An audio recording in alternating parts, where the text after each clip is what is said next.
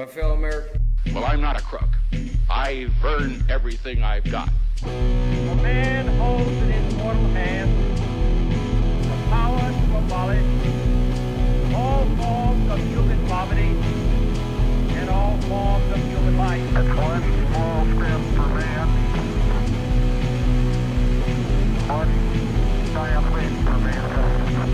One day live in a nation where they will not be judged by the color of their skin, but by the content of their character. He says, now I am become death, the destroyer of worlds. I suppose we all thought that.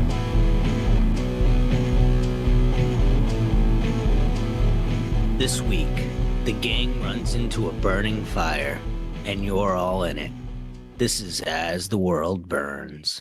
Today we're going to be doing the June headlines. It's been a pretty eventful June. We're going to just run through the World War III headlines as we do. Again, it's been a pretty event-filled World War III of a month. Thankfully, we've gotten through it. And thankfully, we'll potentially be making a July news too, because World War III is not in sight currently. Number one headline, not really pertaining too much, but I just thought it was pretty interesting. Elon Musk's father to attend a pro-Kremlin event in Russia hosted by a far-right ideologue. I think he even already did that. I think that was old news. Ukrainian strikes cut power to Russian-held areas, officials say. Almost 1 million Russian troops killed or wounded in Ukraine war, study says. Zelensky says the U.S. has sent 20,000 missiles bound for Ukraine to Middle East instead. I wonder why. Ukraine drones attack on Moscow forces airport closure, Russia says. Putin warned of dual threat to Russian economy, countdown to a crisis.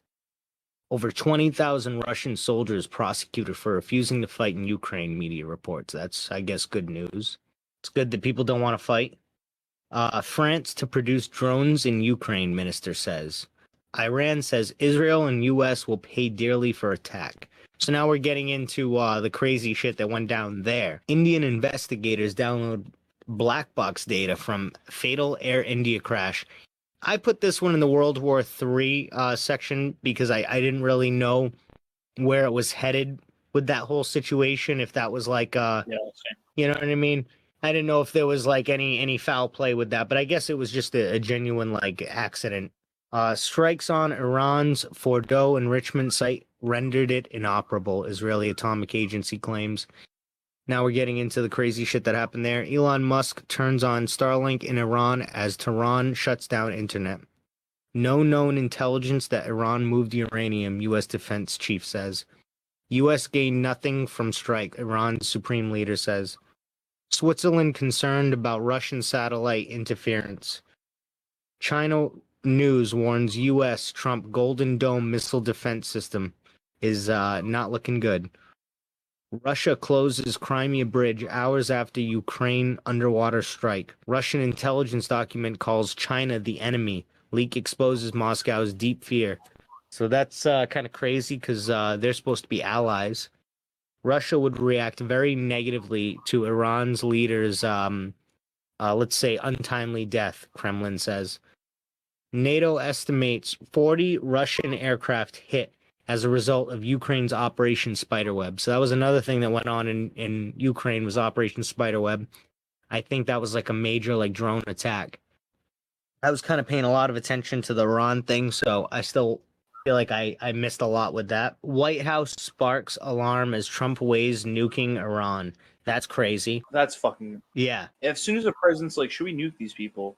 When, like, we don't even know that they have nukes. It's like, what the fuck? 100%. Yeah, it's wild. Israel reports waves of Iranian missiles soon after Trump announced ceasefire. Trump has a bunker he's ready to go into. He doesn't give a shit.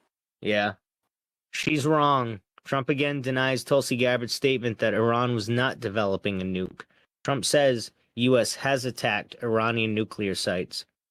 I mean, some of these are out of order, as you can probably tell. Like, that one should have probably been earlier. You get the gist of it. We attacked the U.S. and, you know, that other country over there attacked the nuclear sites. And it was kind of a crazy month. Russia says country's now ready to supply Iran with nuclear weapons. Oh, great. So that whole thing might have been all for nothing. Iran urges strike on U.S. fleet Closure of Strait of Hormuz. Khomeini warns of unprecedented damage. American B-2 stealth bombers deploy amid Iran tensions. Again, this kind of should have been up higher. Tehran Times claims leaked info shows the country that shall not be named planned a U.S. explosion to blame Iran and start a U.S.-Iran war. Netanyahu asked that again. That was coming from the Tehran Times, so that could have been biased. But it's just something to think about, I guess. Netanyahu asked court to postpone his corruption trial. White House says Iran could produce a nuclear weapon in a couple of weeks. The CIA says intelligence indicates Iran's nuclear program was severely damaged. Again, I just think it's really funny how all of these, they're all very contradictory of each other. It's interesting seeing, it's interesting seeing the circus. Iran uses its biggest missile to strike Israel after U.S. bombing. Pakistan developing a nuclear missile that could reach U.S., new report reveals. The Ayatollah says Iran dealt U.S. severe slap, claims victory over Israel. Netanyahu claims win over Iran created opportunity to expand peace deals that must be seized. Again, hilarious how contradictory those two headlines are. Yeah. Literally both sides are like, yeah, we won and we dealt a severe blow to the other side. Russia reportedly helping North Korea build warships, but questions over seaworthiness remain after failed launch. Tehran will restore its nuclear program, Iranian atomic chief vows. And Trump says both Israel and Iran violated ceasefire, and that Iran's nuclear capabilities are gone. No rise in radiation levels after U.S. strikes on Iran, say Saudi Arabia, Kuwait, Qatar, and the IAEA, the International Atomic Energy Agency or something like that. Which is funny because if we did bomb those sites and they did have nuclear capabilities, you'd think that that would cause instability and there would be radiation leaks all over the place and there would be a rise in radiation levels. Just something to think about, I guess. And then I got this one headline, which I didn't even write as a headline. I just wrote, what the fuck is going on? So I'm just going to put this up. Details emerge of secret diplomatic efforts to restart Iran talks. The Trump administration has discussed possibility of helping Iran access as much as $30 billion to build a civilian energy producing nuclear program, easing sanctions and freeing up billions of dollars in restricted Iranian funds.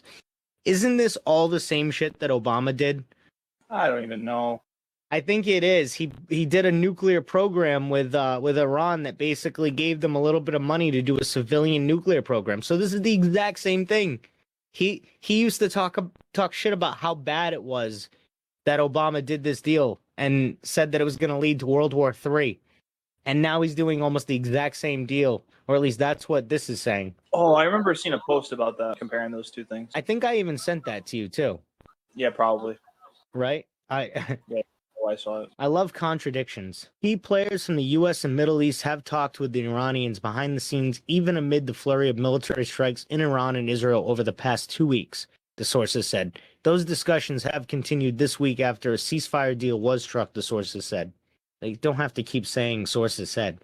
Trump administration officials emphasized that several proposals. Hey, this is CNN reporting for you. The sources said that the sources said. Trump administration officials emphasized that several proposals have been floated. They are preliminary and evolving with one consistent non-negotiable. Zero Iranian enrichment of uranium, which Iran has consistently said it needs. But at least one preliminary draft proposal described to CNN by two sources. Oh, two of them this time. Includes several incentives for Iran. Some details were hashed out in a secret hours-long meeting between U.S. Special Envoy Steve Witkoff and Gulf partners at the White House last Friday. The day before U.S. military strikes against Iran, two sources familiar with the meeting told CNN. Among the terms being discussed, which have not been previously reported, is an estimated 20 to 30 billion investment in a new Iranian non-enrichment nuclear program that would be used for civilian energy purposes. I don't know how they can do a non-enrichment nuclear program, but that would be cool if that works out. That'd be awesome. You're right. Trump administration officials and sources familiar with the proposal told CNN one official insisted that money would not come directly from the U.S., which prefers its Arab partners to foot the bill. Investment in Iran's nuclear energy facilities have been discussed in previous rounds of nuclear talks in recent months. You know, say what you will about Trump, and there's plenty to say about him in a lot of different directions. But what I gotta say one thing that I always liked about him, and people hated this too at the time back in like 2016, but he always said that other countries would pay for like the shit that we asked, like that we wanted to do. And I thought that that was like the best strategy ever. I mean, it would make the US be hated, but I thought that that was like kind of a funny strategy to basically goad other countries into paying for things that we want to happen. And if we could get that to happen, that'd be great. The US is willing to lead these talks with Iran, the Trump administration official told CNN. And someone is going to need to pay for the nuclear program to be built, but we will not make that commitment. All right, I think we can leave that part there. It was pretty interesting though. They're trying to set them up for success in a weird way if that goes through. And then here's the last World War III headline of the night.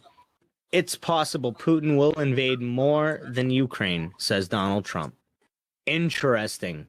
Donald Trump says it's possible Putin will invade more than the Ukraine. I'll leave everybody with that one as I take a sip of my beer. He saw the script ahead of time. He did. He did. I think I heard Poland or Germany's next, so we'll see what happens. All right, now we're gonna move on to what I call the normalish and science news. So this is all stuff that's you know, we might get into a little bit, but we could just kind of float over it because it's just interesting. Earth's Earth's atmosphere contains more CO2 than it has in millions of years. I mean, duh, we all knew that. Yeah. Yeah, we didn't need a random news article for that one.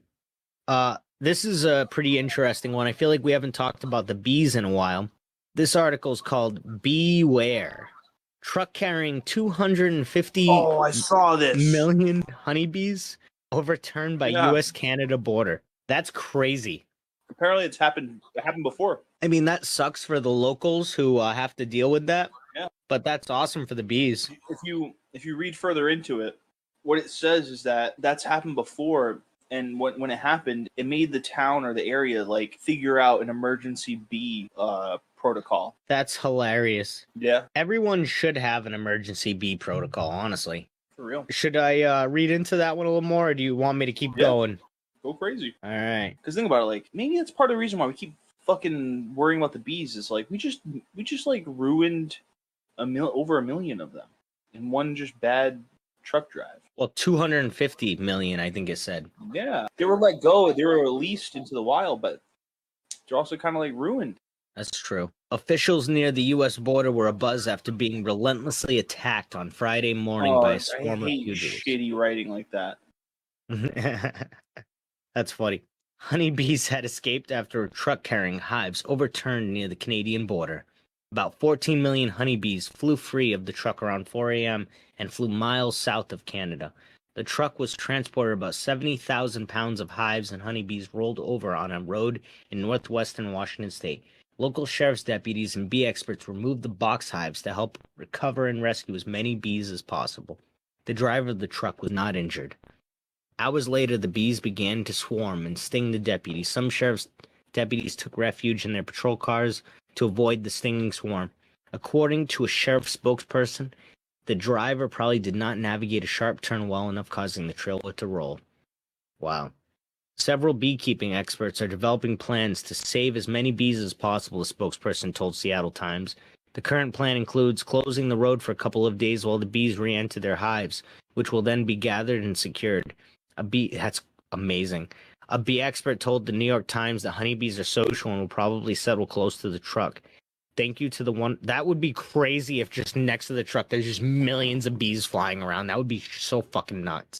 Thank you to the wonderful community of beekeepers. Over 24 showed up to help ensure the rescue of millions of pollinating honeybees would be successful as possible, the sheriff's office said in a post. Honeybee colonies are an important and crucial part to the world's food supply by pollinating crops.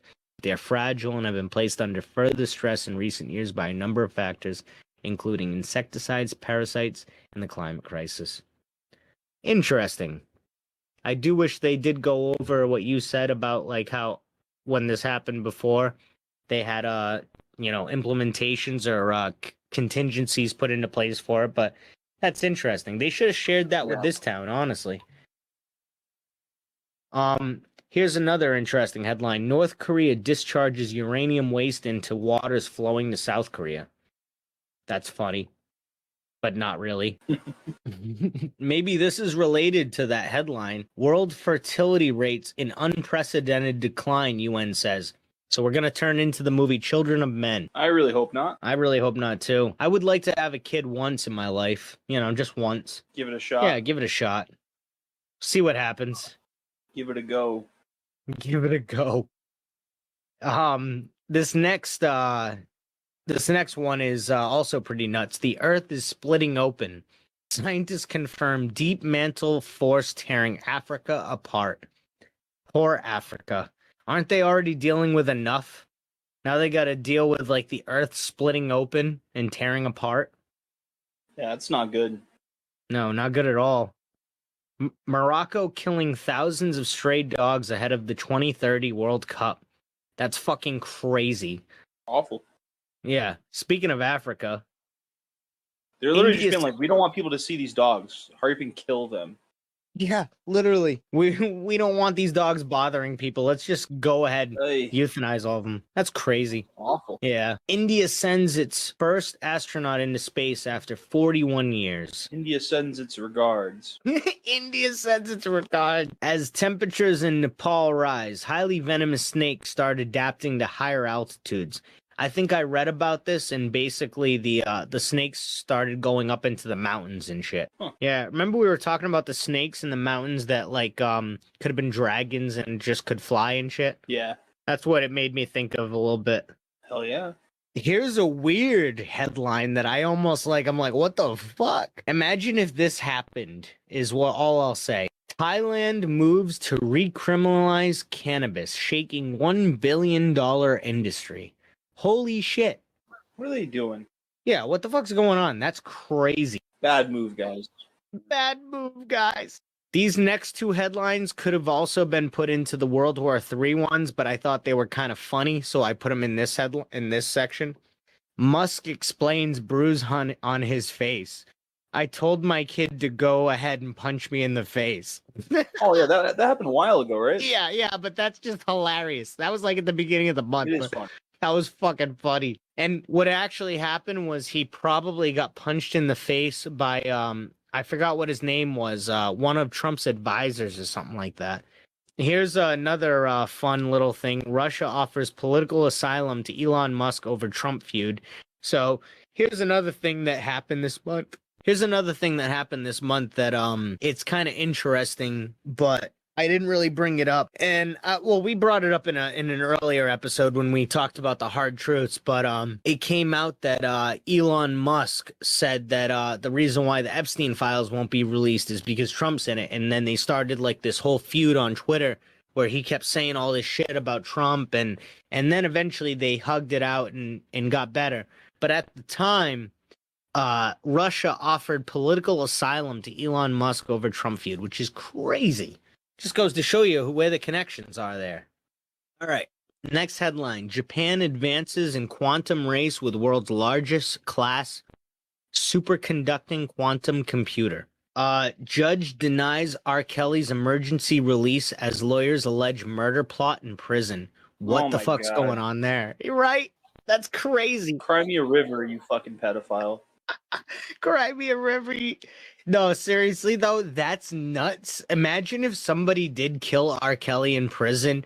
That would be wild. That would be like so fascinating, like the whole story of R. Kelly. Like, yeah, he is a pedophile, but it's so fascinating how like he went from this like international superstar, and then for him to like maybe get murdered in prison is just like, it's such a fall of grace. I mean, he's already at a fall of grace because he's a pedophile, but to get murdered in prison is crazy. AI companions pose risk to humans with over a dozen harmful behaviors, new study finds. So that's something to look out for, is people being like, I love you, ChatGPT. You're my everything. Or Grok, you're so amazing. Researchers genetically altered fruit flies to crave cocaine. I kind of want to read this one. Oh, nice. Yeah, what the fuck's going on there? And speaking of, I don't know where I have it. I think it's in this. Oh yeah, it's two. I'm gonna just say this headline too because this is related. Cocaine use and production hits record high. So people are just doing more cocaine than ever. Yeah, That's interesting. it is interesting. I would have never expected that. I thought coke use would go down over the years. Yeah, it's getting highly normalized by kids right now. That's crazy. There's a lot of artists that just sing about it and make it sound so fun. And, kids are really enjoying cocaine right now. Wow. Yeah, a lot of kids are robbing from their parents because it's super fucking expensive. That's crazy. A little background about the host. I've never actually tried cocaine. I mean, I'm not opposed to it, but the issue I have with cocaine is the fact that you don't know when you get it if it's pure or not.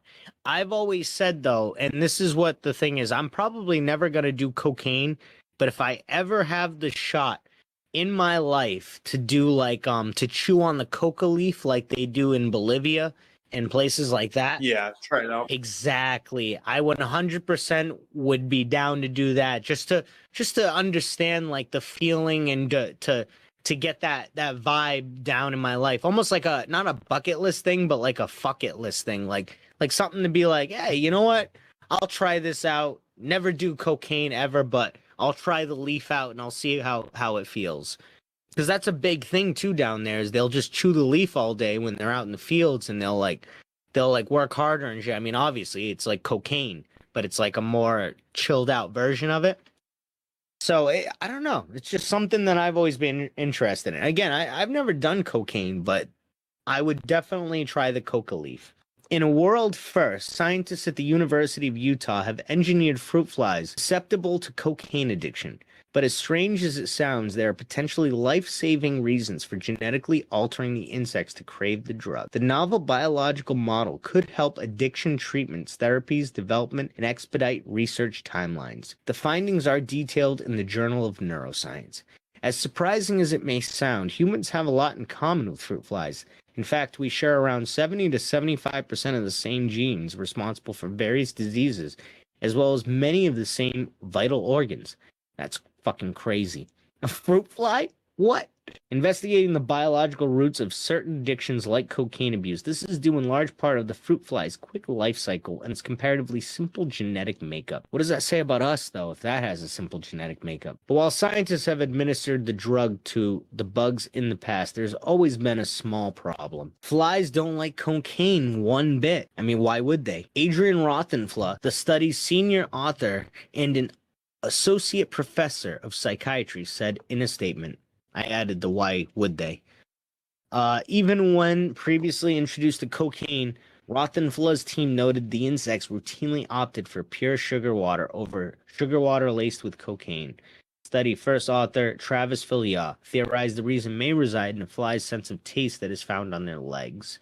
Insects are evolutionary primed to avoid plant toxins, and cocaine is a plant toxin. I was just going to say that literally all these things, all these drugs are technically toxins. So why would something that's much smaller than us want to do that? Get killed easily, probably. Like they could probably suffer an overdose easily. Any drug, not cocaine, but anything. Filliot explained they have taste receptors on their arms, their tarsal segments, so they can put their hand in something before it goes in their mouth and decide, I'm not going to touch that. After confirming that cocaine activates a fruit flyer's bitter sensing taste receptors, Rothenfla and Filliot switched off those nerves. Once deactivated, there was little to stop the flies from developing a cocaine habit. That's funny. These modified flies were subsequently introduced to sugar water infused with a low concentration of cocaine within 16 hours. The insects indicated a preference for the drug-laced drink. At low doses, they started flying around just like people, said Rothenfla. At very high doses, they get incapacitated, which is also true in people. Now that researchers know how to breed the modified fruit flies, they can more easily study how cocaine addiction evolves in the body. Not only that, but they can do so on a much faster timeline by analyzing hundreds of genes at a time. We can scale research so quickly in flies, said Filliot, we can identify risk genes that might be difficult to uncover in more complex organisms, and then we can pass information to researchers who work with mammalian models. From there, scientists can identify treatment targets that can help to link human therapy options. we can really start to understand the mechanisms of cocaine choice. And the more you understand about the mechanism, the more you have a chance to find a therapeutic that might act on that mechanism, explained Rothenfla. That was a pretty interesting story, honestly. I like that one a lot. It's always interesting when you have like a sort of positive, like really crazy drug story. Like Hamilton's Pharmacopoeia had that positive PCP story. And it's always interesting when you can find positive ways to actually research these drugs without having to use either humans or in ways that you would be able to help humans in the end. And I was even thinking while I was reading all that, I was like, I feel like shutting off the fly's receptors in that way could actually help with a lot of different drugs, because there's a lot of drugs that a fly probably would find bitter, and it would help to, to ease that and to study those different drugs. Just something, I guess, to keep in mind. And I will read, let's see, the cocaine use and production. Let's see if that's anything worth getting into. Cocaine production, seizures, and use all hit record highs in 2023, the UN Drug Agency said. Why are we learning about this now, then? With the illicit drug market, the world's fastest growing, illegal production jumped to 3,708 tons, nearly 34% more than in 2022. More than 4 times higher than 10 years earlier, when it was at a low, the Vienna-based UN Office on Drugs and Crime said in its annual report. The number of cocaine users also grew to 25 million in 2023, up from 17 million 10 years earlier. Cocaine has become fashionable for the more affluent society. It just seems like a waste of money to me, but who am I? Who am I to judge? Have fun with your coke. Or don't. I don't condone it, but I don't, judge. When I hear songs about cocaine, they're usually saying like, "Oh, like my girl does cocaine. Oh, my girl did this cocaine off my dick." I do feel like cocaine is a very feminine drug. Like a lot of women do like cocaine, and a lot of guys that want to like to hang out have with cocaine women. because they like women. Yes. Yeah, exactly. Baby girl, racking up lines on my album. Is that a song? Is that like from a song? It's a lyric. Yeah. Oh shit! All right. It's a lyric, yeah. All right, so yeah, we figured this out. This is one thing that we've come to the conclusion of on this show is that women like cocaine, and cocaine use is at an all-time high because of women. Because there's more women now than ever before. That's true. And you know what? Is that true? I don't know. I don't know if it's true, but I'm going with it. Is that true? Maybe we should figure out if this is true. This is the one episode where we shouldn't be like, very flippant with the facts. Yeah. Is there more women now than... Are there more women now? Than ever. All right. Yes, there are more women alive today than at any other point in history. So now there's more cocaine. It's settled. That's settled. There's the correlation. There's the causation. That's hilarious. All right. Well, that's it's settled. All right, moving on to the next headline. Trump administration is spending $2 million to figure out whether DEI causes plane crashes. Good to know. What? So what they're trying to figure out is whether DEI causes DIE. Nice. I didn't come up with that. Elon Musk did. Good one, Musk. Nice. Hey, Musk, why don't you just Good one, Musk. help us out and stop being a Nazi? Why don't you just do what Kanye did? Say you're sorry. Like, be honest. Be like, I'm sorry for all those things. Don't just ignore it and try to be anti-Trump now. You do exactly what Kanye did. Watch 21 Jump Street. Yep. Rave about how much you love Jonah Hill. And then, just reform. What would Jonah do? What would Jonah do? He would join Superbad. Yeah. Canada wildfires smoke turns UK skies orange. Isn't that crazy that the Canada wildfires went all the way to the UK? If I read that correctly. That is crazy, but it makes sense. Yeah. North Korea wiped off the internet for 9 hours after mysterious outage. Sucks for them, I guess, right? Yeah. Zimbabwe to cull 50 elephants and distribute meat amid overpopulation crisis. That's crazy. And then it's looking up for Africa because Bill Gates is to give most of his 200 billion fortune to Africa. I thought this headline was pretty funny, but again, this could also go to the World War III one, maybe. Maybe not. I don't know. This is just funny. Israel orders military to stop Greta Thunberg's boat from reaching the Gaza Strip. That's old. Isn't that hilarious? That's old though, right? Yeah, well, that was like a month ago, but still, it was within June. Canadian armed forces deployed to assist northwestern Ontario wildfire evacuations. CERN achieves unbelievable feat. These chilling negative 456 Fahrenheit giant 20-ton magnets drive 10 times more particle collisions in a mind-blowing scientific milestone. So that's fun. And I have this new segment that I don't know if I did this in last month, but I thought this was pretty fun given all the riots. Is living in America, I call it. Trump says protesters will not be allowed to wear masks. Newsom requests Trump administration return National Guard control to California. Because as we all know that the National Guard was sent to California, and then the Marines were sent to California, and now they're talking about sending Marines to all the major cities that like tried to defy Trump in the election and all this stuff, and it's turning into a real interesting time to be alive. And then the birthright citizenship thing. I don't even think I put a headline in here, but we kind of talked about that the other day when it happened and did like a quick Ted Cruz should be deported thing about that. But it's amazing. It's like, what the fuck? What's going on right now? What's going on with Trump? What's going on with the orange guy? Canada urgently seeking more information on the death of a Canadian in ICE custody. The Trump border czar threatens to arrest Newsom and LA mayor. The LASD shot LAPD with rubber bullets and tear gas during No Kings protest. Mark Carney, I think is his name, says Trump is no longer interested in annexing Canada. Well, good for them. I really thought that for a second there that Canada was going to be our 51st state. I really was holding out for it, and I was really hoping for it.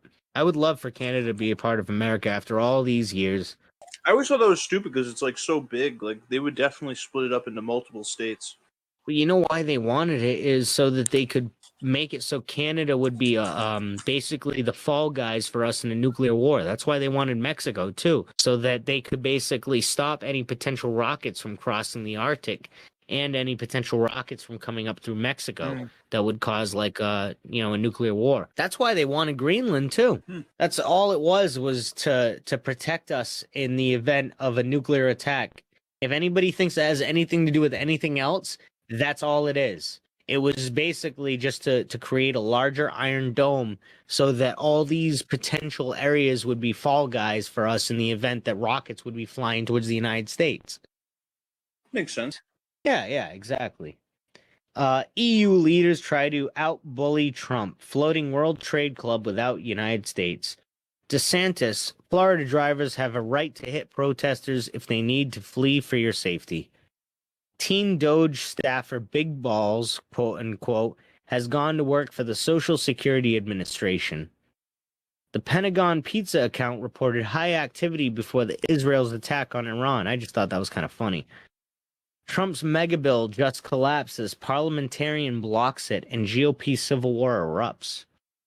And, that I think that might be, we're talking about the big, beautiful bill. This is the whole thing that Trump was talking about, that Elon Musk was complaining about, all this other shit. Donald Trump health fears escalate over huge bruise on hand as warning issued. Hold on, didn't they already pass the big beautiful bill now? Yeah, they already did.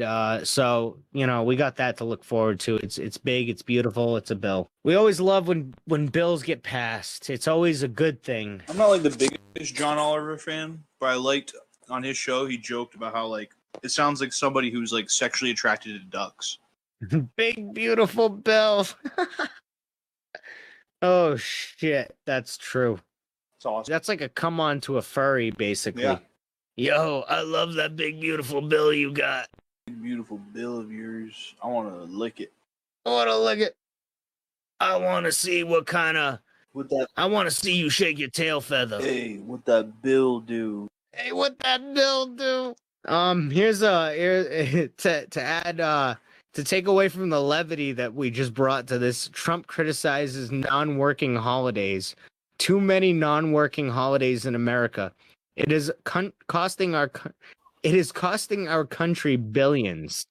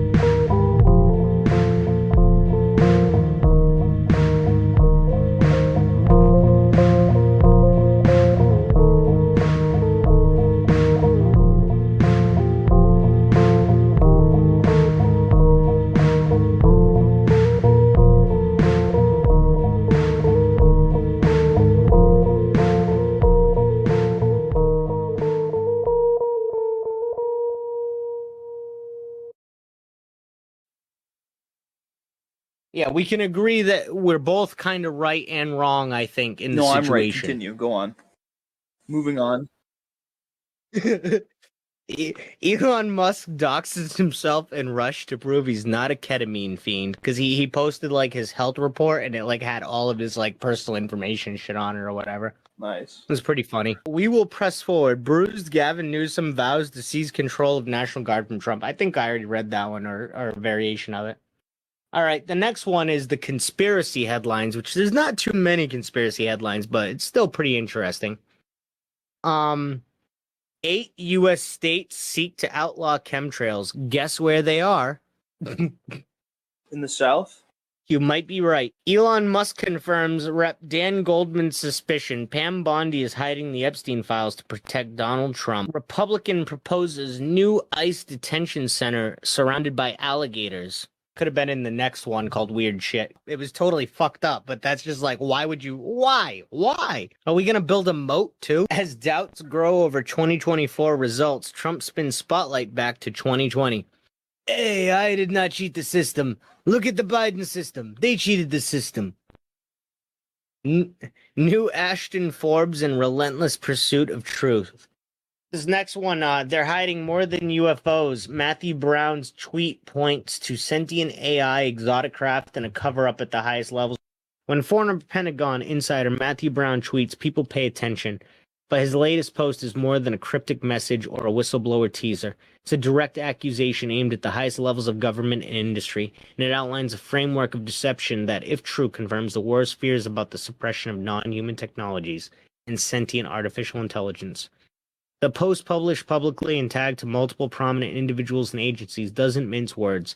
It alleges the White House possesses a highly advanced AI system, one capable of forecasting future events, and that this system has been kept hidden from the public while private sector efforts were to sabotage. Brown goes further, accusing OpenAI. So this is something actually different, but this is pretty interesting too, because this is Minority Report, and being directly connected to what he describes as the murder for first publicly developed sentient AI. While Elon Musk is only referenced as a narrative anchor, the tweet's real message is directed elsewhere, to those within the defense and intelligence world who know exactly what Brown is referring to, and to the public now being pulled into the fallout. Brown links this alleged AI assassination to figures like Michael Schellenberger and claims that justice is now underway, hinting that agencies such as the FBI and U.S. Navy are involved in an internal reckoning. He then pivots to propulsion technology, dismissing rockets as outdated and obsolete, and urges a pivot to exotic forms of energy and propulsion systems that are, he implies, already known to be parts of the defense apparatus. He refers explicitly to serious amounts of energy, possibly an intentional nod to both scale and the star system, often invoked in conspiracy and UFO disclosure communities. and suggest the technology required for Mars missions already exists but has been kept hidden. His most explosive claim may be in reference to Marsupial, a capitalized code name that Brown says was part of a classified briefing of Donald Trump's executive staff. He links this to NGA GeoInt's efforts to track non-structured light energy craft flying globally, calling out the agency for lying to Musk about not understanding their functionality. This alone pushes the post into dangerous territory for those trying to maintain official silence. The idea that the U.S. intelligence agencies not only know about but actively track craft with unknown propulsion systems, craft they claim not to understand yet monitor with precision, cuts through years of obfuscation and official hearings and public statements. In another pointed segment, Brown directs Musk to Naval Air Station Patuxent River, identifying Hangar 7 and Hangar 32 as alleged storage locations. We've all heard of Hangar 7, I think, for advanced aerospace platforms. He names Amentem Corp, a known military contractor with classified aerospace projects, as being directly involved in work at these sites. The subtext is clear. If Musk or any civilian with clearance, any and platform wants to see the truth, it isn't in the skies, it's in the hangars. Brown implies the deception Musk has experienced comes not just from military political figures, but from those claiming spiritual or moral authority. He tells him that the people who have misled him into believing in rockets are the same people who killed the AI and buried access to exotic craft. Interesting. This is our weird shit segment, so just a bunch of weird stuff that's happened this month. It's been a pretty good month for World War III and weird shit. Private Japanese spacecraft Resilience is, I think it's their first space moon landing attempt. The Big Bang may not be the beginning of everything, new theory suggests. 12 arrested after nearly 150 people stabbed with syringes at music festivals across France. There go those French again. What first contact with aliens might mean for our minds. An Alaska brown bear has a new shiny smile after getting a huge metal crown for a canine tooth. A man accidentally shoots himself while selling a handgun. There was that fireball that went across the Georgia sky in the southeast United States. That's cool. Yeah, that was crazy. We also we talked in I think the last episode, or not the last episode, but the one before the last episode, about the massive radar anomaly that appeared in Alabama during the unknown military test at Redstone. That was pretty crazy. That sounds great. Tesla robo-taxis can't drive in the rain and dumps passengers if the weather looks risky. I think this is one that I sent you to. Yeah, I was too. gonna say, we didn't talk about this or something. I think we talked about this off air, but I think we did talk about it. Because I think I went through some of these with you and told you this is like the stuff I wanted to talk to you about. There was the Doomsday fish washes up on Tasmania's coast, which, if anyone didn't hear, like, multiple Doomsday fish have washed up on, like, multiple coastlines. What does that mean? So, like, usually it's this weird looking fish that's, like, kind of silvery and iridescent. It's pretty cool looking, actually. Is it an oarfish? Is that what it is? It might be an oarfish. I don't know. Why is it being called it's a very Doomsday fish? I don't know. Let me look it up. Do you see it in the thing? Oh, it's the oarfish, nicknamed the Doomsday fish. Doomsday fish. So they say that it pops up. It's a very rare fish, but it pops up when really bad things happen, like earthquakes and shit like that. Yes, in Japanese folklore. I didn't know that.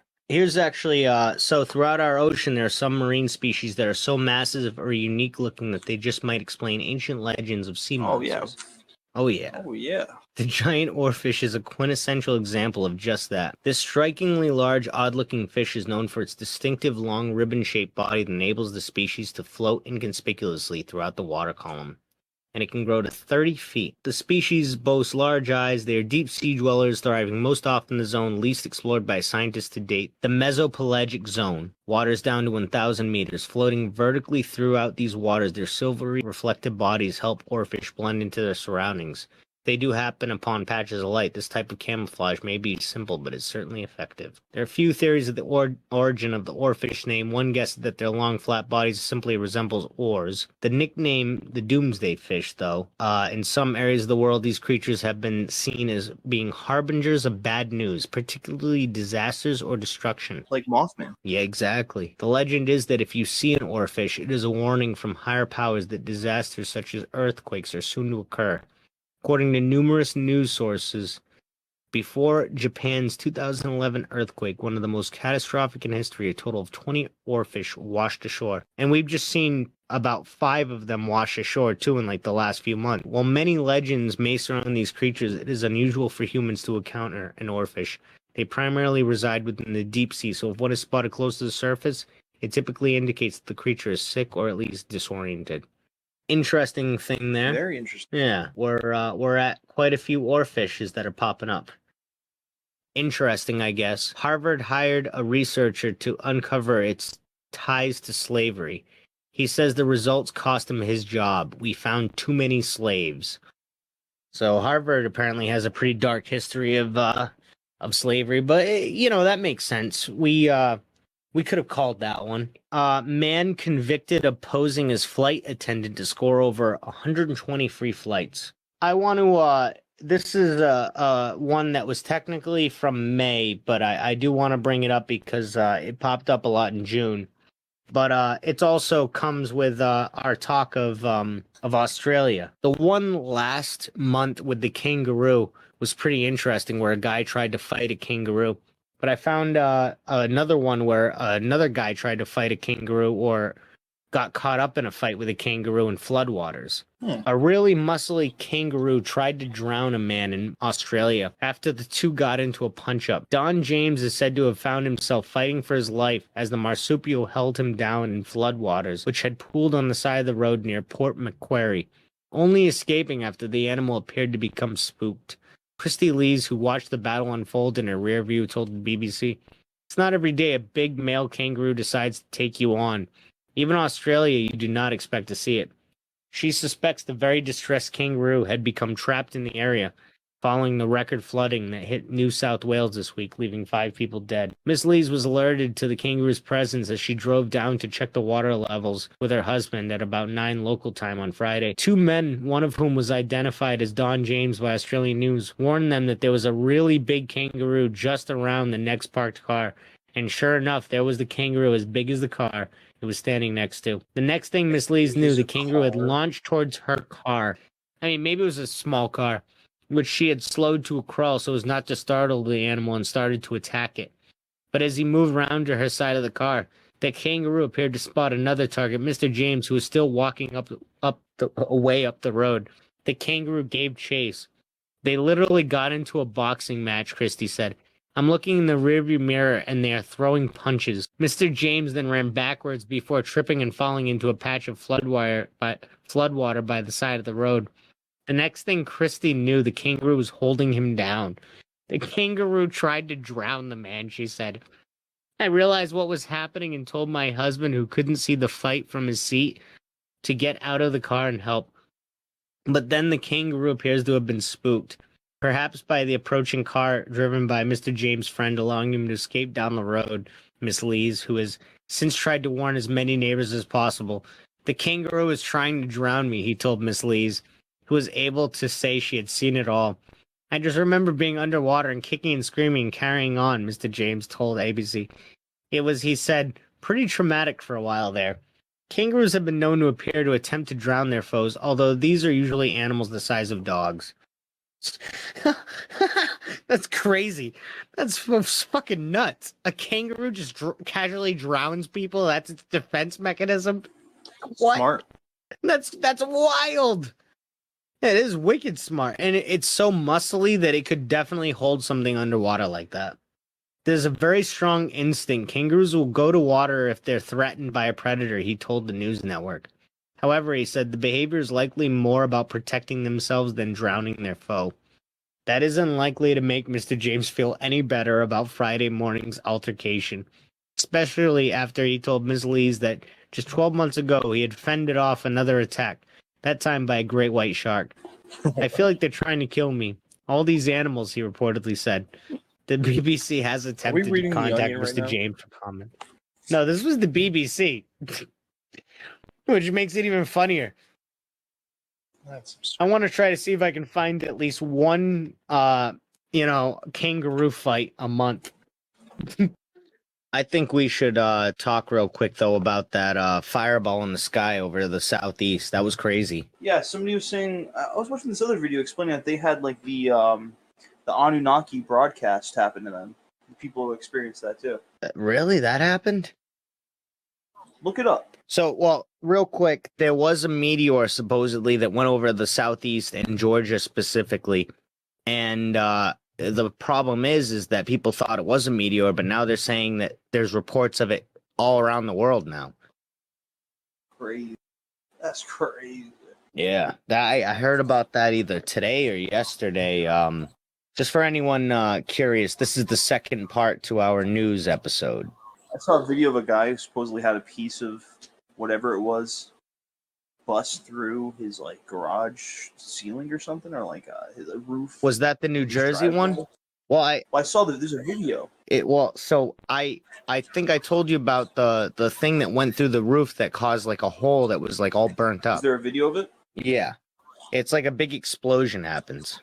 This is just like the aftermath. This guy looking at it, and then he shows you this like weird glowing blue rock that he found. Did you see that? No. This is Magnolia, New Jersey. The owner of an auto parts shop was confused and worried after his shop was hit by something. I don't see anything about that other one. Look it up. Like just go on TikTok or something. Go on TikTok. Yeah, fuck Google. Seriously. TikTok. To it. Feels cold to the touch. You guys remember a few months back we covered that video about the sky ice they found in Antarctica? It looks exactly like this. If you have one of these in your home, be careful because these little dolls are going viral online and people are saying that it carries some Hold on. What? Did you go to the 2 minute mark? Yeah, I watched it. So yeah, that was interesting. What do you think of that? I don't know if it's real, but if it is, it's amazing. And I want to know what that rock is.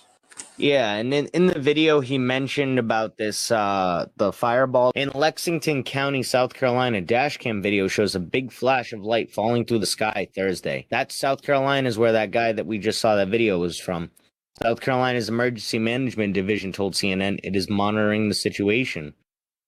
Brenda Eggert from Gilbert, South Carolina said she was driving home when she saw a big flash in the sky come down and disappear. She first thought it was a meteor that almost looked like a firework, Eckert told CNN Thursday. Eckert then called her husband to check if their house was still standing. A fireball is an unusually bright meteor that reaches a magnitude of over -4, which is brighter than Venus, according to the American Meteor Society. Thursday's fireball reached a magnitude of around -14, the organization told CNN, which would make it brighter than the full moon. Wow. Yeah, that is crazy. Brighter the fireball, the more rare the event is, according to the American Meteor Society. Several thousand meteors of fireball magnitude occur in the Earth's atmosphere each day. The vast majority of these, however, occur over the oceans and uninhabited regions, and a good many are masked by daylight. That's kind of crazy. Yeah. Look up the Anunnaki thing. Anunnaki take over phones in Michigan. So that was pretty interesting. And the guy did mention that this has happened before. And I actually did hear about that, where the Anunnaki sent out a message to a military base and broadcast that they were here, which is kind of crazy if Yep. that's true. That's what I was going to bring it up. This happened before, recently, somewhere else. I think it was right before we started the podcast, like right before I started episode 1. I think this happened. Maybe. I think it happened moments before I hit record, so I wasn't able to report on it. Holy shit. I also I saw a few videos today from Seconds to Horror where he was talking about Tiffany Gomes, Gomez or something like Gomez. And Who's that? that's the one that said like that motherfucker's not real on the plane. Oh, yeah. It's kind of crazy, like what kind of turnaround that she had. Like she completely just like she said on Jesse Waters' show that she can't discuss like what she saw that day for legal reasons. Which, if anything, why would it be legal reasons? It sounds to me more like it's something trying to shut her up, For real. which is kind of crazy. Who knows? Why can't she say what she thought she saw? That's kind of crazy. Who knows? Who knows? Who knows? It was apparently a boxer too. This is another guy that he was also talking about. His name was like Tom Callan or something like that, or Tom Collin. And he was a boxer in England, and days before that happened with like that motherfucker's not real. That same dude, this boxer dude actually had like almost a similar thing on a plane where he was kind of doing the same thing. It was like, That is weird. yeah, it was like a week before it happened. God. Yeah, but it was just like overshadowed by that one. I can't believe it's already been like a year since that happened, right? Or 2 years? How long has it been? Since a lady on the plane, it's been a while. Yeah, that's crazy. It's definitely been a while. What else do we got? Anunnaki, that would be crazy if the Anunnaki are coming back to do whatever they're trying to do. What are they trying to do? Kill us all, blow up the earth, enslave us, or That's what they originally did, was enslave us. So I Yeah. think we should go back to that. yeah. Well, let's hope that maybe they're reawakening in spirituality. So there is like a theory that I've gotten into recently, which was the theory that like Jesus was like sent down as like a starseed individual from like the Anunnaki race, where he basically was like a human Anunnaki hybrid that was sent to like try to bring about peace and into like a lot of things. And supposedly a lot of people think that like the Catholic Church ended up corrupting like the original like teachings. And like it's kind of interesting because you think about the Anunnaki as being like the enslavers and the warring race, but maybe that was just a faction within the Anunnaki. You know what I mean? Who knows? True. You know? True. But it would be something else if this is all gonna happen. Like if, suddenly people of Earth start like the Pleiadians start getting beamed up, or the Anunnakis, or you know what I mean? All these like races of aliens start coming down to Earth and start like trying to take over, like how it was back in like 10,000 years ago. They just start trying to refaction Earth. Trying to rein us back in. Exactly. That would be crazy, honestly.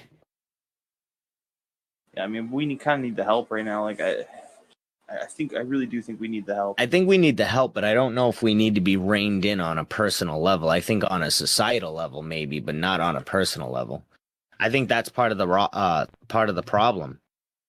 Yeah, I'm not talking about the personal, everyday person. We're talking about society and like the people in control. Yeah. People in power. Well, let's hope the aliens give a shit about that. You know what I mean? True. That would be good. Here's another one I kind of wanted to read too. The ancient people claim to hear the northern lights pop and fizzle, and the legends are true, scientists say. I think that's kind of fascinating, honestly. So this is coming from Popular Mechanics. Here's why some people say they hear cracking and popping from atmospheric events that probably shouldn't produce any sound. All right, to Scandinavia's Sami people, the northern lights inspire fear and respect. Children should never tease the lights, elders have said, lest the aurora swoop down and carry them into the skies. Inuit people in Greenland, on the other hand, viewed the northern lights as a pathway to the heavens. There, in the bright greens, pinks, reds, and oranges, the departed spirits played ball with a walrus skull. In Finland, people believed Arctic foxes caused the lights when they raced across the sky, their tails brushing against the mountains and creating sparks. But native peoples across the world's coldest climates based their stories not only on the aurora borealis shimmering waves of colors. People heard the lights, crackling, popping, and even rustling that seemed to rain down from above. Some people believe that the noise is made by the souls as they run across the frost-hardened snow of the heavens, wrote Danish explorer Nud Rasmussen. That's cool. Isn't that cool? In 1932, talking of stories he heard while in Greenland, the aurora borealis can't make sounds, though scientists said The lights occur 60 to 200 miles in the ionosphere, a space with air so thin likely couldn't carry sound waves, and even if the aurora did somehow create noise, it would dissipate almost completely during its minutes-long journey to Earth. Yet, according to Unto Kalervo Lane, PhD, who has studied the aurora, the sounds are observed sometimes simultaneously with movements or intensity modulations of the lights. That's pretty cool, too.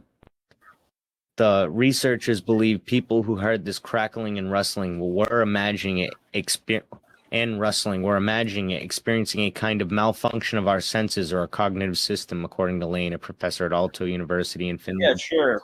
Yeah, that sounds crazy. Like, what? All these people are just like hallucinating this? But recent research by scientists, including Lane, is telling a different story in which those early storytellers did not imagine hearing popping sounds. Lane and colleagues began studying stories of the aurora and its sound in 2000, trying to make sense of a seemingly impossible phenomenon. Auroras happen when solar winds carry high-speed particles from sun to the Earth. Guided by Earth's magnetic fields, atoms in the upper atmosphere react to the energetic solar wind particles, causing stunning colors and waves around both the northern and southern poles. At the same time, many miles closer to home, an inversion layer forms with warm air rising from the Earth, carrying with it negative charges that settle underneath the positive charges. Lane explains in his paper, There the layers stay until a magnetic field pulses during an aurora event, and a sudden discharge occurs that produces a crackling or clapping sound. That's crazy. His hypothesis explains why the sounds seem to occur simultaneously with the aurora's bright lights, and why people for centuries believed the auroras themselves popped and even sizzled. So while solar storms may be causing auroras, not our ancestors or Arctic foxes, ancient people were correct when they said the lights brought sounds. That's cool. That is cool. Yeah, I never heard of that before. So the TSA is urging people to stop using their Costco card as a sufficient real ID. What? Apparently Who's doing apparently people are doing that. So Huh. in a Facebook post Wednesday, the TSA made it. I love how they post on Facebook. It made it known that a Costco membership card is not an acceptable identification. We love hot dogs and rotisserie chickens as much as the next person, but please stop telling people their Costco card counts as a real ID, because it absolutely does not. A TSA wrote in the post. Yeah, stop doing that. It absolutely is not a real ID. And that is a hard truth. Remember that. Starting May 7th, most adults catching a flight in the U.S. are now required to present either a passport or an upgraded identification card that meets federal Real ID standards. According to the Associated Press, the requirement is 20 years in the making. A Real ID is a driver's license or other state-issued ID that meets security requirements mandated in a 2005 law passed in the aftermath of the September 11, 2001 terrorist attacks. In most cases, Real IDs are designed with a white star and a yellow circle. Real IDs have been available for years from the DMV. People who didn't get one by May 7th can still apply. The Department of Homeland Security website links to the information each state for scheduling and list documents needed.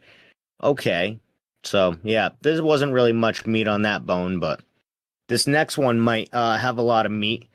A beekeeper unleashed a swarm of bees on police during a traffic stop.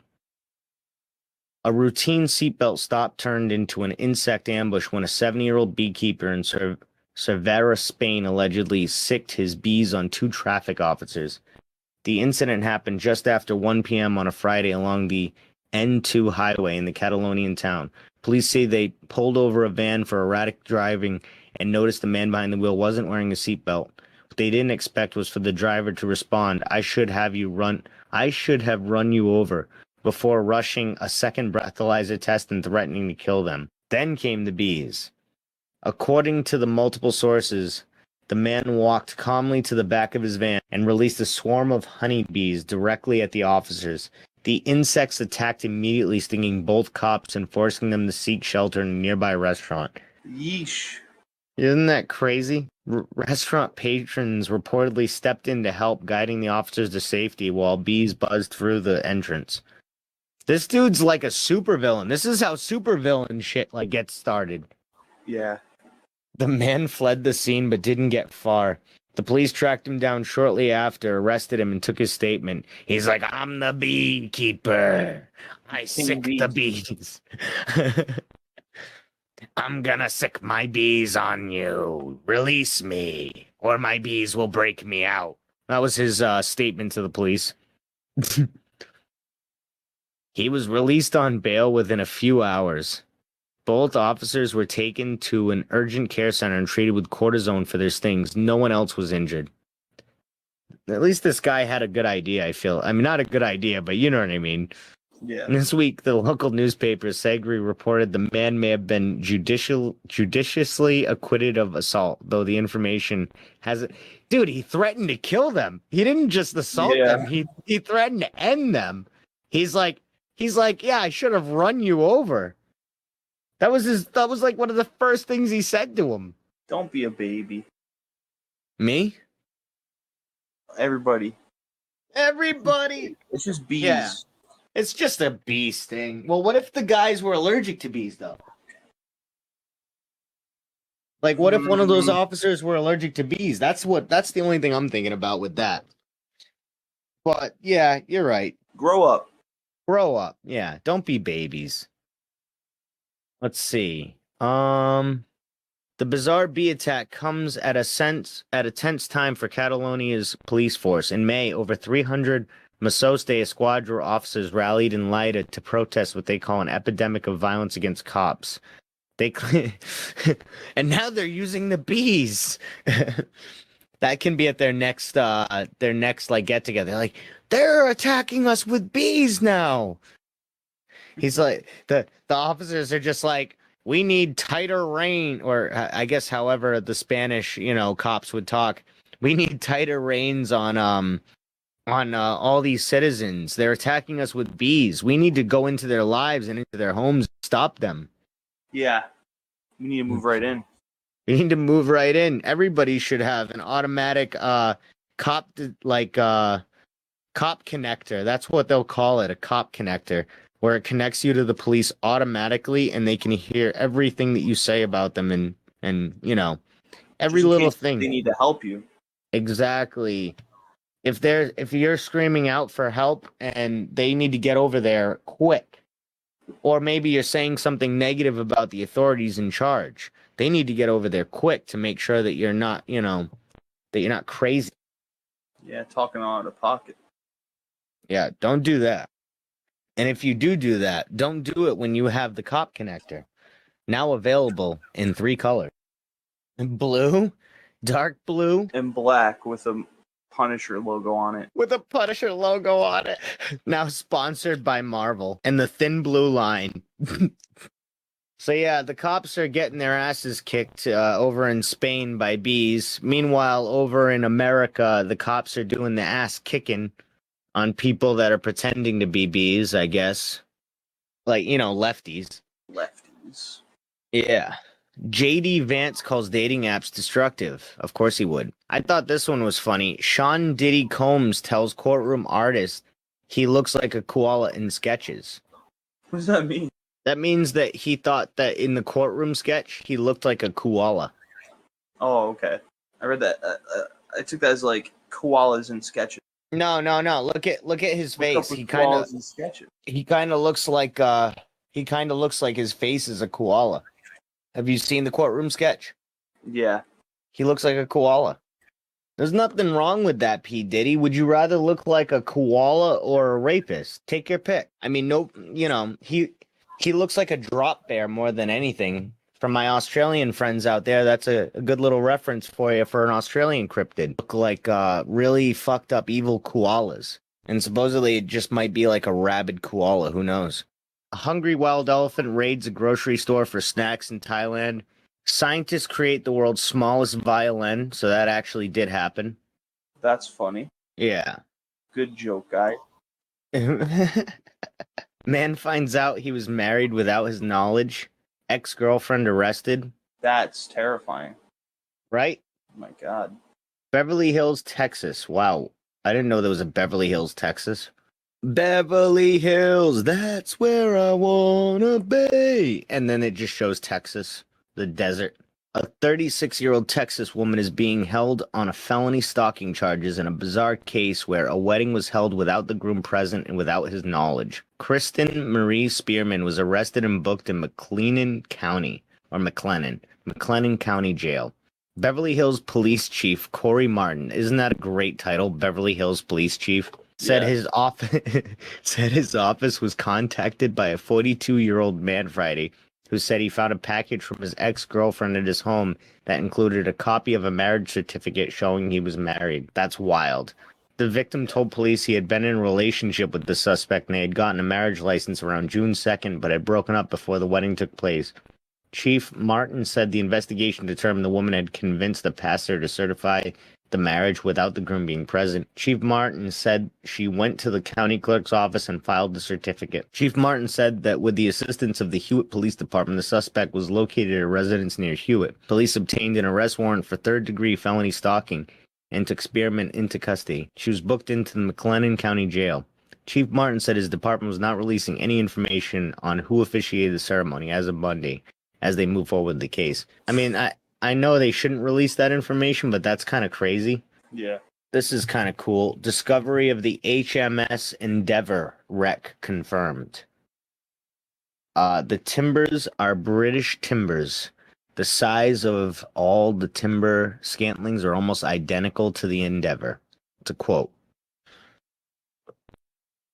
Back in 2022, we reported coming from ArsTechnica.com. Back in 2022, we reported on the Australian National Maritime Museum's announcement that its researchers had confirmed that a shipwreck proposed as a likely candidate in 2018 is indeed the remains of the HMS Endeavour. However, the Rhode Island Marine Archaeology Project, the museum's research partner in the project, promptly released a statement calling the announcement premature. REMAP insisted that more evidence was needed. The final report is now available, and both REMAP and ANMM say that they have confirmed the wreck is indeed the Endeavour. The timbers are British timbers. The size of all the timber scantlings are almost identical to the Endeavour, and I'm talking within millimeters, not inches, but millimeters. Karen Hosty, an ANMM archaeologist who co-wrote the report, told The Independent, the stem scarf is identical.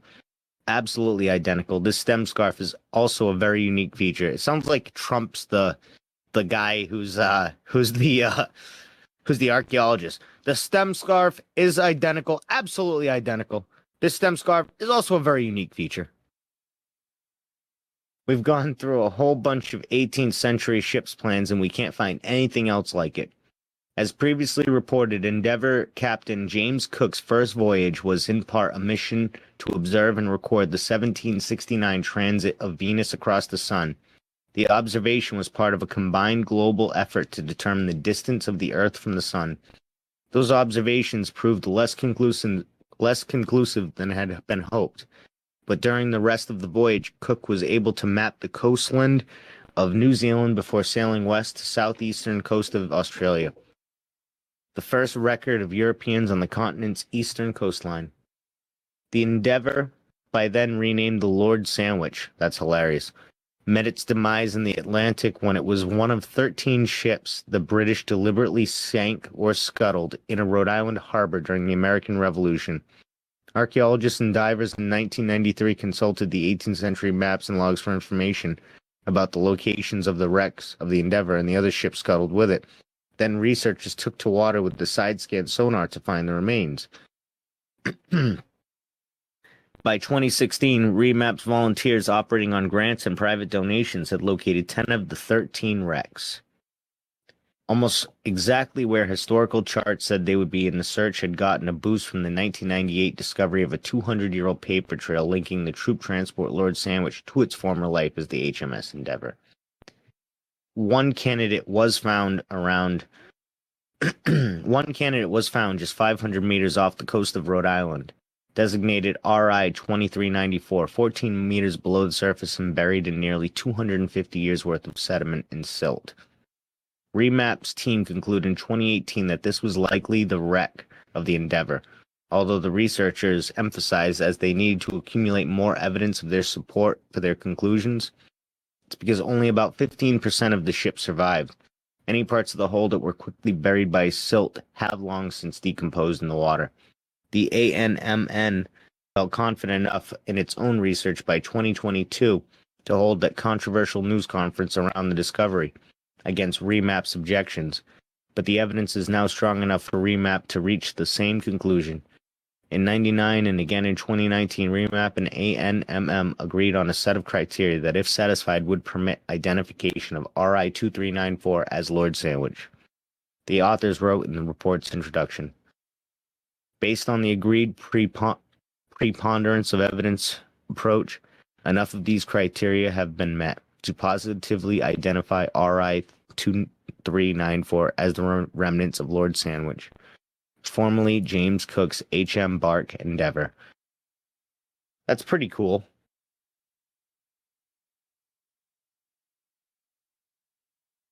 I gotta get more into like old seafaring like captains and stuff like that.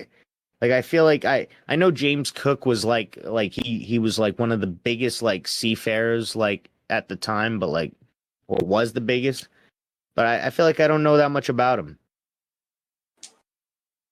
I know nothing about the guy. I know nothing about the guy. He was pretty big. Now on to some real serious news we have here.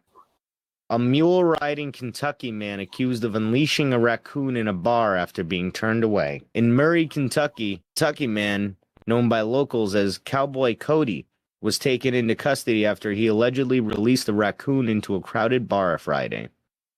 According to authorities, 40-year-old Jonathan Mason of Murray, Kentucky was arrested after police say he released the raccoon in a bar, which resulted in one person being bitten.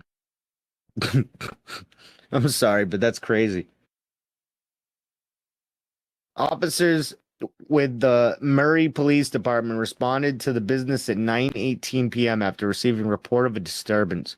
Officers found Mason driving and initiated a traffic stop, but the suspect allegedly refused to roll his window down or exit the vehicle, which prompted officers to forcibly remove him.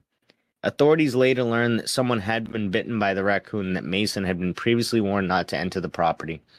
Mason was taken to the Callaway County Jail and charged with the following, according to police: assault, criminal trespassing, resisting arrest, and and failure of owner to maintain required insurance.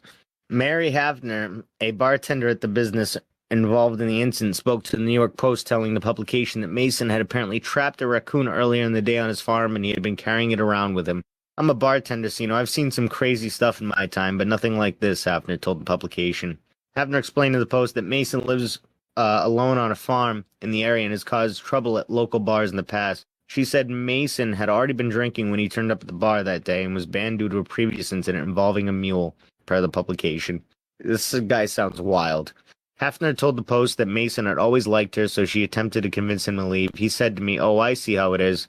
They sent a pretty face out here to distract me," Hafner told the publication, adding that he initially appeared to comply with her request. According to the publication, Mason allegedly returned to the bar moments later with the raccoon and released it into the establishment. "It was more scared than anything," Hafner said regarding the animal, per the Post. Hafner told the publication that another employee attempted to apprehend the raccoon by grabbing its tail and was consequently bitten by the animal, which required a rabies shot. Hafner said she was able to corner the animal with a towel and safely return it outside where it fled. "I'm no city slicker. I'm a Kentucky girl. I had no problem catching him," Hafner told the Post. WDKY-TV reported in December that Mason had been arrested after he turned up at Tap 216 already drinking and riding a mule. The station reported that Mason entered the bar and allegedly began whipping a bullwhip at other patrons. Mason was asked to leave, but he refused and was later arrested by the responding officers, per the outlet. When speaking to authorities, a local business owner said Mason had ridden the mule 15 miles into town to break him in, adding that in all the years she has known Mason, she has witnessed poor treatment and abused looks of his horses. The woman added, "The more Mason becomes intoxicated, the worse his treatment of the horses becomes." According to the station, which cited court documents in its report, animal control determined the Mason's mule appeared to be around 100 pounds malnourished, per the station. That's crazy. That's awful. Yeah, this guy's like literally a modern day piece of shit from like 200 years ago. Like he's literally like belongs 200 years ago, like a piece of shit at that time that he would have just fit right in. But he's That's just crazy. like in the modern day. Wow. Yeah. Well, no. That was a good one though. That was Yeah. another man from Kentucky. I wish we had his take on that. I know. When I was reading that, we should ask him about that next episode he's on. We should be like, "Hey, did you Was hear this about you? this? Yeah, was this you?" GOP lawmaker denied bail after being caught sharing CP under username Joe Biden 69. What the fuck? That's fucking crazy. That's awful. I thought this one was kind of interesting. I wanted to read this one out loud. And I'm not talking about that what I just said, but this next one. A researcher wants to detonate a nuclear bomb under, the ocean to try and save the Earth. So, in the 1960s, Project Plowshare studied the effects of a nuclear explosion on geological materials on the ocean floor. Now, researcher Andy Haverly envisions taking it a step further as he looks for a way to save the planet. The positive effect of a nuclear explosion in the ocean, by pulverizing the basalt that makes up the seabed, such an explosion could accelerate carbon sequestration, which captures and stores carbon dioxide from the atmosphere to reduce climate change, through a process known to scientists as enhanced rock weathering. Project Plowshare was a U.S. program initiated in 1957 to explore the use of nuclear explosives for peaceful construction purposes. The idea was to use the nuclear detonations for large-scale earth-moving projects such as creating ports, canals, and highways. One notable test was the 1962 Sedan shot, which created a massive crater. Wow. However, the project faced significant public opposition due to the environmental and health risks associated with radioactive fallout. This opposition, along with the limited practical success of the test, led to the program's termination in 1977. Where would the nuclear bomb be detonated? Now, according to Haverly's calculations, he wants to bury a nuclear device, a classic hydrogen bomb, under the Kerguelen Plateau in the Southern Ocean, at a depth of 2 to 3 miles in the basalt-rich seabed and about 4 to 5 miles below the water's surface. The explosion would be constrained within the water, and the basalt should absorb and trap most of the radiation locally. Good. The negative effect of a nuclear explosion in the ocean. The researcher predicts few or no loss of life due to the immediate effects of radiation. Okay, I'm not thinking about the immediate effects of radiation, but what about the amount of fish and shit that would get wiped out immediately because of the level of a blast under the water would travel for miles and just completely like snap fish's necks for miles. You know what I mean? That like sonic boom underwater would just go for miles. Yeah. I don't know. It would cause fish to immediately just like they would rupture inside because of the pressure. That's why they say you shouldn't tap on glass, right? Because it fucks with a fish's like pressure and shit. I didn't know that. I thought it was because like it just scares them. I thought it was because it's actually like can harm them. Because like I thought they could just get little fish heart attacks. maybe, but I feel like if a giant sonic boom went across the water, it would give like a lot of fish heart attacks. Impact people and cause losses. Nevertheless, this increase in radiation would be, according to Harvey, just a drop in the ocean. Considering that each year we emit more radiation from coal-fired power plants and have already detonated over 2,000 nuclear devices, would one more make a huge difference? Especially as climate change is expected to threaten 30 million lives by the year 2100. Wow. So some guy wants to drop a nuclear bomb in the ocean. If people hear this and want to comment, tell me what you think about that, because I would love to hear your input. Here's an interesting one. Runes found in Canadian wilderness baffle archaeologists. Why was it carved here? Why this text? There are no answers. Archaeologists remain baffled by a surprisingly seemingly historical find located deep in the Canadian wilderness. But after years of research, analysis, and historical corroboration, an interdisciplinary team has finally made their findings available to the public.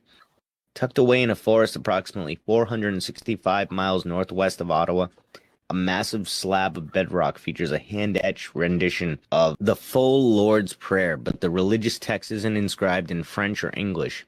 It's composed of over 250 symbols from the oldest known runic alphabet. The perplexing discovery happened completely by chance, according to the CBC. Hidden for centuries, the stone became exposed only after a tree fell near the town of Wawa, not far from Lake Superior. Closer inspection showed that someone had etched 255 runes into a roughly 4 by 5 foot section of the slab. Additionally, they took time to add a detailed illustration of a boat, an additional 16 runic signs, and 14 X markings. It's certainly among the least expected discoveries of my career. It's absolutely fascinating, he told CBC. However, Primrose didn't want anyone jumping to conclusions about the inscription. While it's true that Vikings explored portions of present-day Canada thousands of years ago, he doubted they were responsible for the mystery message. We didn't want to release anything publicly until we had done as much analysis as possible. He soon contacted Uppsala University Emeritus Professor of Runology Henrik Williams and helped a renowned expert arrange a visit to the site in the following October. I was under a tarpaulin for 3 hours with a flashlight looking at the runes, and the others were sitting outside freezing, recalled Williams. The group's patience and endurance paid off. Williams eventually determined that the message was written with Futhark alphabetic runes, first developed and used by the Germanic peoples between the 2nd and 8th centuries CE. That's crazy. Holy shit. In Canada? Above Lake Superior? That's wild. That, like, if this is like the Vikings, that, like, really, you know, it changes history a lot. Futhark eventually evolved into a simplified version adopted by Scandinavians. Both the Anglo-Saxons and Frisiacs also expanded it into their own variants, but the knowledge of how to read its original iteration died out about the High Middle Ages around 1000 to 1300 CE. It wouldn't be until 1865 that Norwegian scholar Sophus Bugge finally succeeded in deciphering the long-lost language. People across Europe remained fascinated with runes in the interim, however. During the early 1600s, Swedish polymath Johannes Burris adopted the symbols into a system that roughly corresponded to its home country's language. This culminated in the publication of a Swedish language Lord's Prayer written with the Futhark runes in 1611. But don't think the Canadian oddity's story ended there. A more recent inscription. This must have been a Swede, Primrose said of the etcher. Were there any Swedes at all here? Not during the 17th century, according to this research. That said, historical documents confirm that Hudson's Bay Company stationed Swedish workers at trading posts across Canada beginning in the 1800s, and it just so happens that Barus' runic Lord's Prayer was republished during the 19th century. Also, maybe it's not all that crazy. Taken all together, Primrose and colleagues now theorize that Hudson's Bay Company employees are responsible for the labor-intensive project that likely took days, if not weeks, to complete. The conservationists are now working with the local landowners on a leasehold to turn their archaeological discovery into a public heritage site that includes a protective structure to guard it against the elements. Primrose confessed to being a little disappointed that the artifact is likely only a couple centuries old, but plenty of questions still surround the find. Was the site a place for religious gatherings or the devotional effort of one person? Prior to its exposure, the bedrock also lay under multiple inches of soil, with no other artifacts found nearby. Was the prayer intentionally buried? The mystery doesn't fade just because it's younger than we hoped. Why was it carved here? Why this text? There are no answers, he said, and mysteries always draw people in. That was pretty interesting, though. It is sad, though, that it was like it ended up being something possibly so simple. Or maybe it's not. Man allegedly admitted to killing neighbors at nudist resort over a hot dog, detective testifies. Cool. What the? Which one do you want me to read? That one or argument over Well, let me ask. Let me give you two stories here. Maybe even both. Man alleged that one or the argument over mango ends with Florida man pulling gun. I'm going to shoot you. Yeah, I want the one that's over the hot dog, the nudist beach, nudist colony, whatever it is. Redlands, California.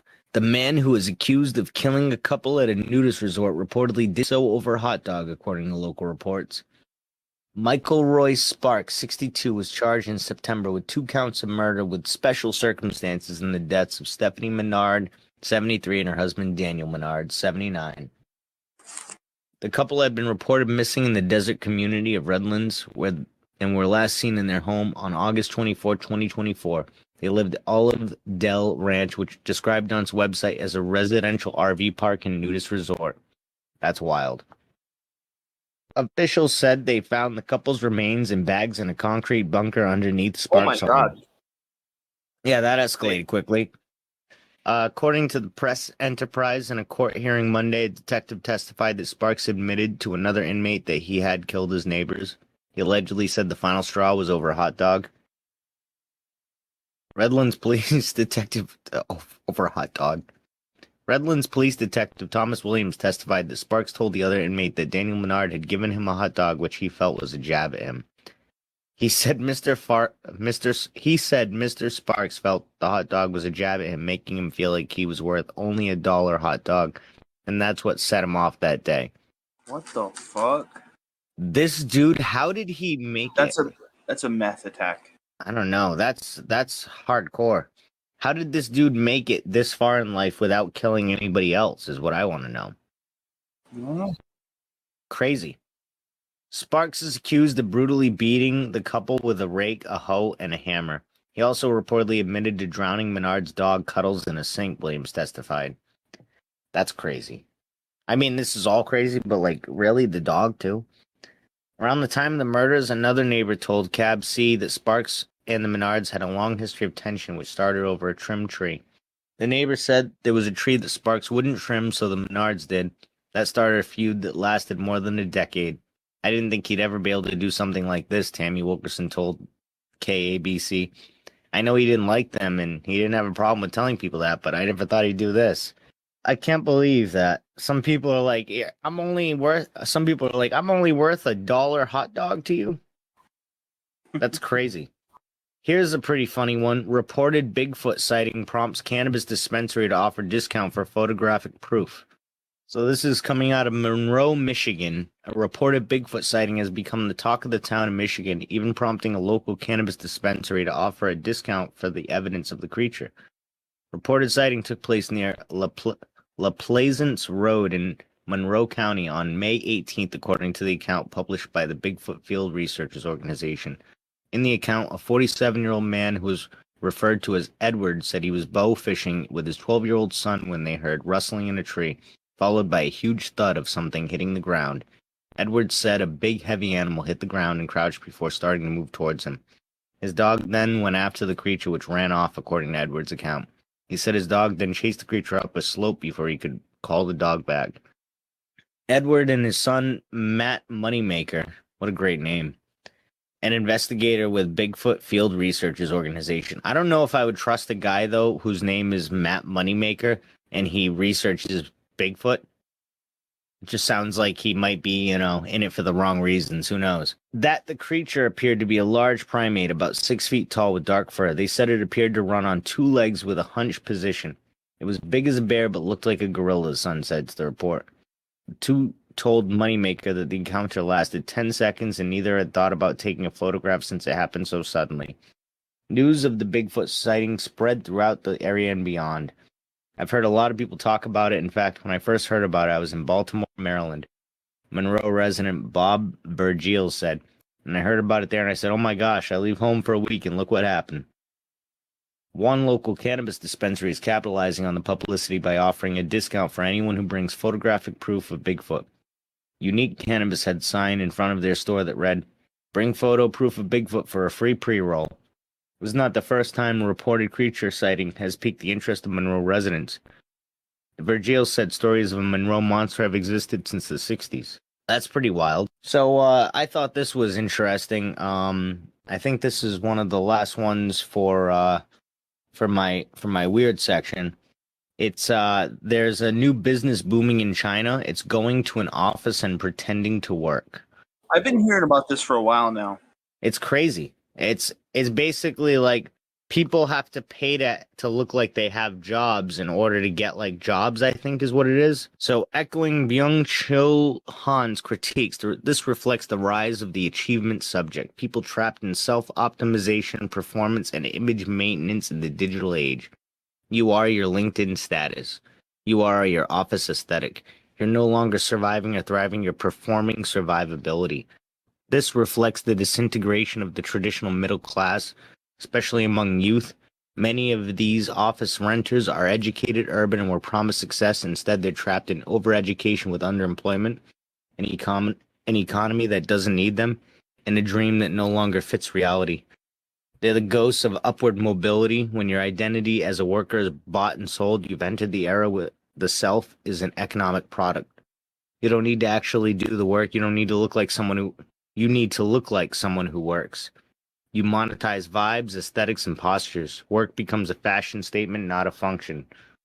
And that's what exactly this is. It's postmodern industrialization. So yeah, basically, I've heard of this too. Company in China trying to basically many citizens who don't want to explain their employment status pay to rent a position in a fake office, with some even assigning fictitious tasks and organizing a supervisory rounds. For almost a year now, Zhonghua has gotten up early, headed to the office, and returned home late at night. Apparently, she's repeating the same routine that millions of people in China follow every day. But her day has a peculiarity. No one pays her to do it, and no one demands results. What to do, and above all, what to say while looking for a job has become a headache for more and more Chinese who don't want to provide explanations for or expose themselves to uncomfortable questions from those around them. But in the country's large cities, spaces that offer the solution have begun to spring up, companies that allow people to pretend to work for a daily fee of between 30 and 50 yuan, $4 to $7. These companies offer desks, Wi-Fi, coffee, lunch, and an atmosphere that mimics any work environment.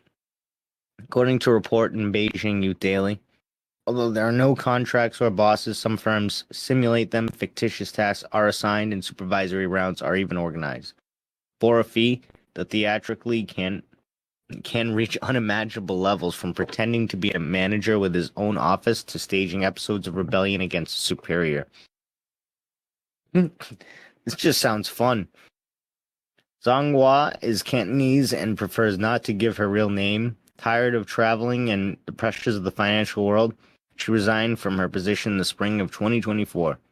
She tells this newspaper via a local social media platform, "I was looking for a more stable life." She writes, but she doesn't dare tell her family the truth. At first, she went to libraries, but for the past few months, she was been paying a monthly fee of 400 yuan, $55 for a comfortable space to spend the day. It's much cheaper than spending hours in a cafe. Zhonghua doesn't know how much longer this situation will last. As for now, she's not having any success with her applications. That's crazy. So people just paying to basically have an office space and then a bullshit job. Do we have anything like big news? I mean, we went over the big news earlier with like all the World War III shit and stuff like that. I don't know if anything happened. We're officially in July for anyone that cares. And the last few days, if there's anything bit crazy, I heard that Elon today went against Trump again. I heard that was a thing. I heard he said he's gonna campaign against, or he's gonna like pretty much fund the opposite campaign against any Republican in any area or Trump supporter. Maybe. I mean, I heard that a while ago. Oh no, that's the last thing he said. Yeah, that's just something that he was repeating before. Could be something. Republicans remain unfazed by Musk's warning to back primary challenges against supporters of Trump's bill. As lawmakers march toward a vote on President Donald Trump's big beautiful bill, House Republicans aren't too worried about primary threats from billionaire Elon Musk. Interesting. We don't take threats lightly up here, Representative Buddy Carter of Georgia told Fox News, and Elon, we appreciate all the work he did with George Doge. The Republican Party splintering is what's happening. Good. I mean, good. I mean, it always Good. kind of, it's been happening since 2016. So, it happens. Maybe the Anunnaki really are here fixing things, fixing their own mess that they created by leaving us here. I don't think that they created it by leaving us here. I think they created it by keeping tabs on us and letting the powerful get more powerful. Yeah, but like if they had never left and they guided us peacefully instead of like just having us as slaves that didn't understand why we were slaves, and then just giving us free will. They really are like God, like Like they just left us with free will as just like a byproduct, not even as like the initial thing that they were going for. Yeah, If they're real. Yeah, that's pretty much. I think they're real, and I think that's pretty much the gist of it. Is they're like God in that sense that they just they left us. They're like, all right, peace out. You guys got this, right? And then just we're like, yeah, you have free will. Do whatever you want, but don't get too crazy. I think that they mined enough gold to bring back to their planet, and then they haven't been back since. You think so? If they're real. I don't know if it was just gold they were after. I think it was gold. That's what it says in the text. It does, but I think that was maybe what the aliens would tell them. That would be the Anunnaki tells them. They could have been after something else. You know what I'm saying? Perhaps. There could be a reason why all these rare, weird elements are or just not on Earth, and it might not be because they were never on Earth. It might just be because they were just taken.